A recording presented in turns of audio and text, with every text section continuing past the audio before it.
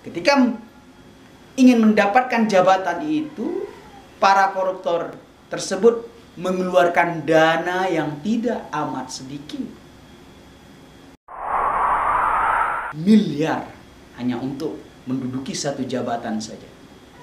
La ilaha illallah, la ilaha illallah, la ilaha illallah, Muhammadur Rasulullah. Ya Allah, ya salam, lindungi Republik Indonesia dari bencana alam, dari perang saudara.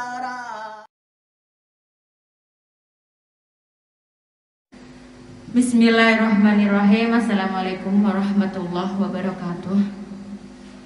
Pusat Kajian Anti Korupsi Universitas Gadjah Mada memberikan sejumlah catatan terhadap 7 tahun pemerintahan Jokowi dan 2 tahun pemerintahan Jokowi Ma'ruf Amin. Pukat menilai bahwa Presiden tidak memiliki perhatian khususnya untuk pemberantasan korupsi di Indonesia. Situasi itu berbeda dengan semangat Presiden dalam urusan pembangunan infrastruktur, di mana Presiden terlihat sangat bersemangat dalam kerja-kerja proyek strategis nasional. Padahal tanpa adanya pemberantasan korupsi yang sistematis, pembangunan itu tidak akan menghasilkan satu hasil yang bermanfaat secara optimal. Tetapi justru hasil pembangunan itu dimanfaatkan oleh segelintir kelompok elit melalui cara-cara yang korup. Bagaimana tanggapan dari Angkatan Muda Banteng Putih terkait hal ini? Mari kita simak selengkapnya. Ibda bil basmalah. Bismillahirrahmanirrahim. Sallu ala nabi sallallahu alaihi Muhammad sallallahu alaihi Muhammad sallallahu alaihi Muhammad. Alhamdulillahirabbil alamin. Rabbi shrah li sadri wa yassir li amri wahlul 'uqdatam min lisani. La haula wa la quwwata illa billah. Hasbunallahu wa ni'mal wakeel. Ni'mal mawla wa ni'mal nasir. Asyhadu an la ilaha illallah wa asyhadu anna Muhammadar Rasulullah. Subhanallah walhamdulillah wa la ilaha illallah. Allahu akbar. Pada kesempatan ini kita meriwain lagi tentang sesuatu yang berumur, bisa dikatakan semenjak umur dunia ini ada, yaitu korupsi. Korupsi itu seumuran dunia. Ketika dunia itu ada, maka muncullah korupsi itu dengan sendirinya. Itulah mengapa pada tataran-tataran tertentu kita prihatin terhadap keadaan Negara Kesatuan Republik Indonesia saat ini. Tapi itulah dunia. Negara, sebutkan satu negara saja yang tidak ada korupsi. Tidak ada. Semua negara pasti memiliki para koruptor. Pasti. Dan seakan-akan ada kesan wajib. Prostitusi, koruptor, itu satu paket dalam suatu sistem negara. Ketika negara didirikan, maka prostitusi beserta ahlul baitnya, yaitu khamar, minuman keras, narkoba, itu satu paket tuh, prostitusi, khamar, minuman keras. Lalu didampingi dengan kakak kelas, yaitu para koruptor. Nah, itu sudah bukan barang langka dalam suatu pemerintahan, dalam suatu negara yang ada di muka bumi. Makanya jangankan di era kita, di era Rasulullah Muhammad SAW saja ada koruptor. Kayaknya kan lahirlah hukum Islam, yaitu potong tangan kalau mencuri, dengan kisosnya, dengan aturan-aturan yang ada. Ibda bil basmalah. Sallallahu ala Muhammad, sallallahu ala Muhammad, sallallahu ala Muhammad. Bismillahirrahmanirrahim. A'udzubillahi minasyaitonirrajim. Bismillahirrahmanirrahim. Illa iblis aba wastakbaro.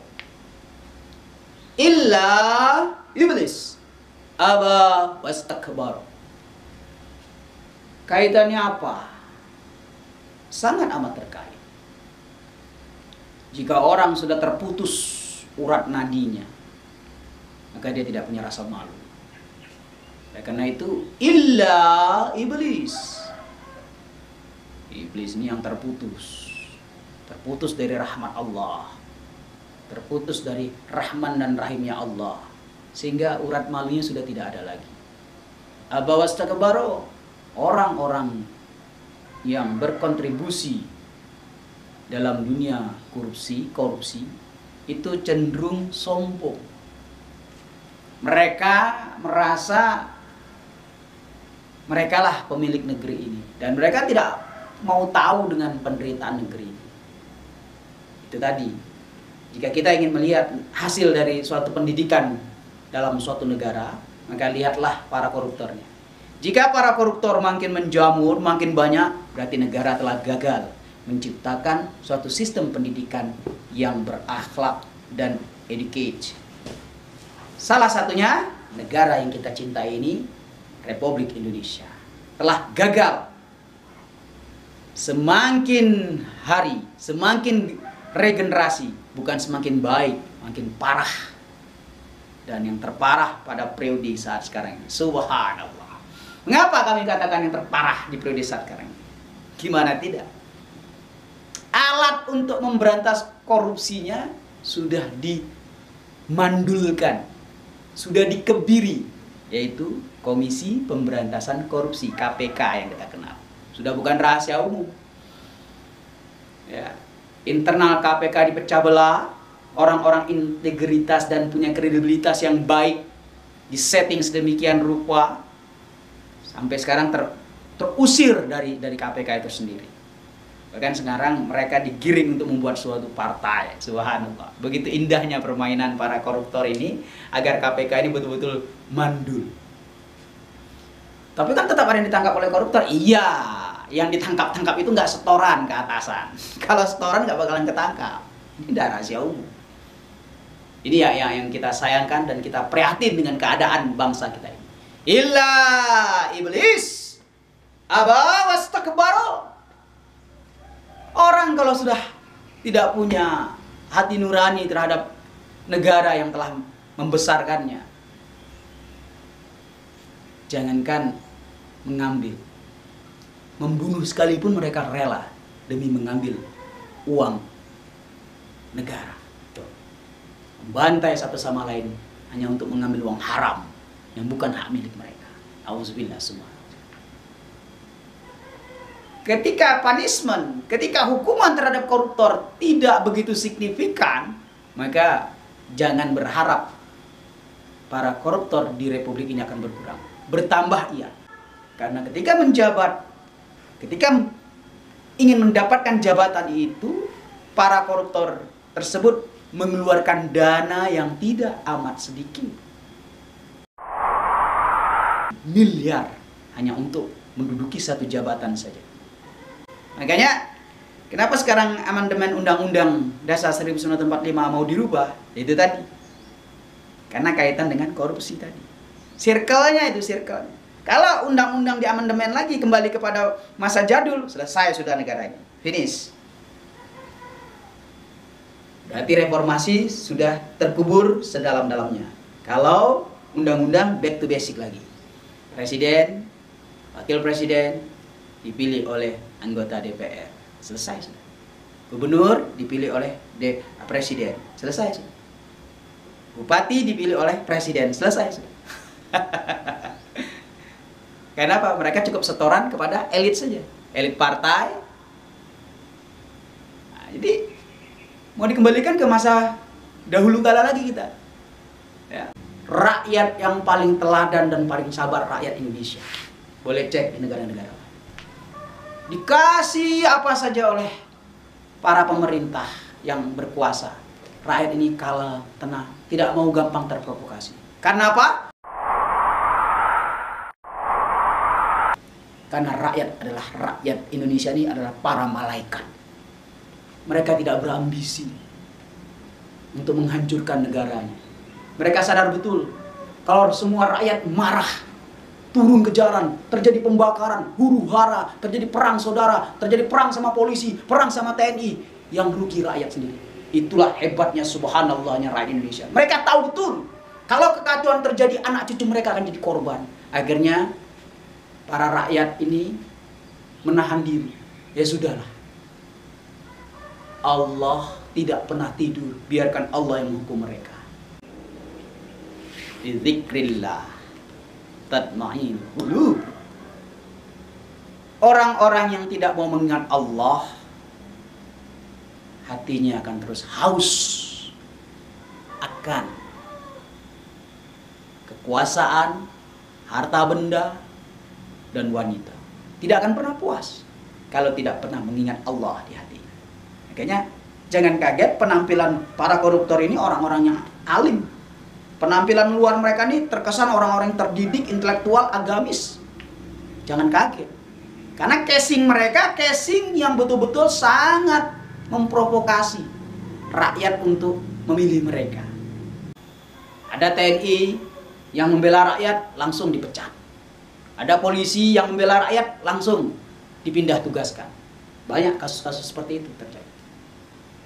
Jadi naluri untuk berpihak kepada rakyat tidak dimiliki oleh TNI dan Polri sekarang. Mereka lebih cenderung mendekatkan diri kepada penguasa. Dan itulah politik. Oleh karena itu, mari sama-sama kita tetap punya harapan saja kepada bangsa ini ke depannya. Jangan pesimis, tidak boleh. Ada Allah. Allah yang Maha Kuasa, Allah yang Maha Bijaksana. Tetap optimis. Suatu saat Indonesia akan menjadi negara yang dimuliakan oleh Allah akibat kesabaran rakyat Indonesia. Amin. Allahumma amin. Sabar, tetap tenang. Biarkan para koruptor mendapat azab dari Allah. Itu yang kita harapkan. Kalau kita mau sedikit tidak punya empati terhadap mereka. Karena mengharapkan hukuman di dunia, apalagi hukuman penjara, hanya membuat hati kita luka. Ketika mereka masuk penjara, maka mereka akan dapat fasilitas hotel, bisa keluar masuk dengan dalih sakit, ABC, karena hukum buatan manusia bisa diotak-atik sesuai selera penguasa dan yang mempunyai uang di muka bumi. Terima kasih.